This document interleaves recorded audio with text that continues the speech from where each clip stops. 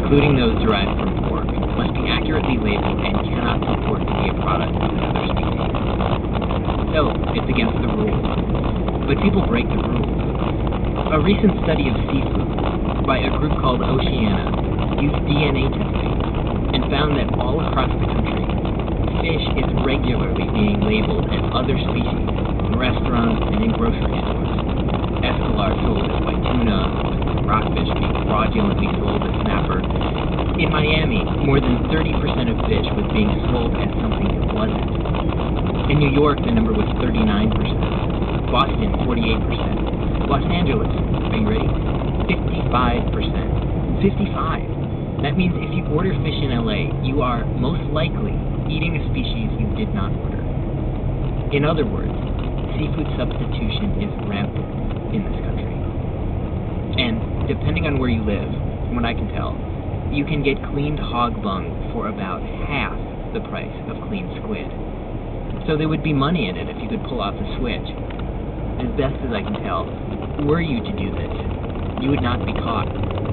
A lawyer who's familiar with this area of law and regulation told me, once bung leaves the plant, there's a variety of agencies and entities that will be in play.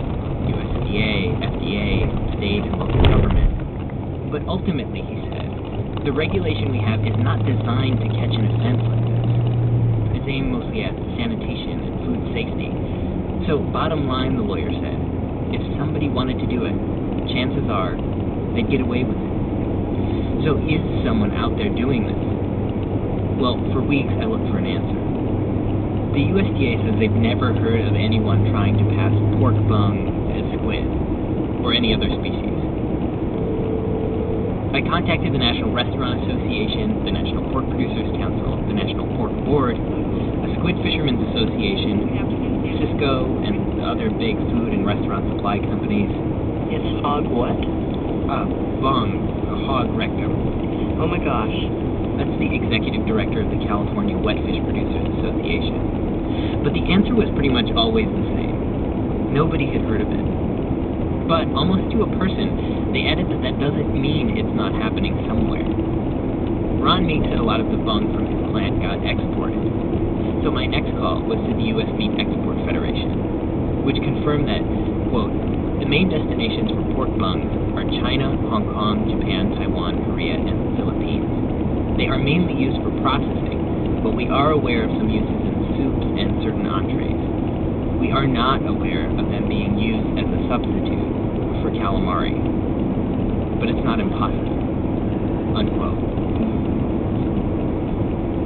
So over the past few weeks, I've called Asian food suppliers, people who live in, work in, and eat in those countries. I talked to a woman named Corinne Trang, who's written an overarching compendium of Asian cuisines. I've talked to academics at NYU and Haverford and USC and Harvard. I've reached out to chefs who know Asian food. The answer, again, always similar. Never heard of it, but it's possible. Partly because bung doesn't have such a complicated reputation in Asia, where it has to be some kind of secret ingredient like it does here. On the other hand, though, people pointed out that in Korea and Japan, you can't get more than a few hours from the ocean. Squid is cheap and it's readily available. You'd only eat a substitute if you wanted the substitute.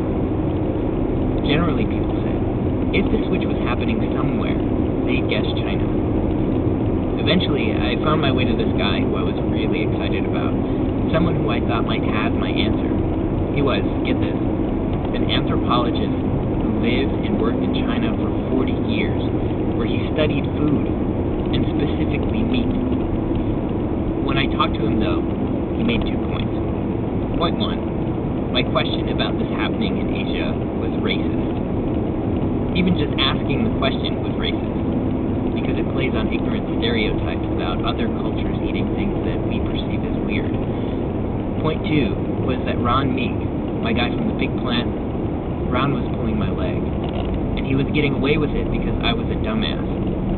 He told me more than once that I should, quote, find something worthwhile to do with myself. When we ended our conversation, he told me that he was refusing to even dignify what I was doing by appearing on the radio or by letting me use his name. Okay, so to respond to his points one by one, first, am I racist against Asians? Well,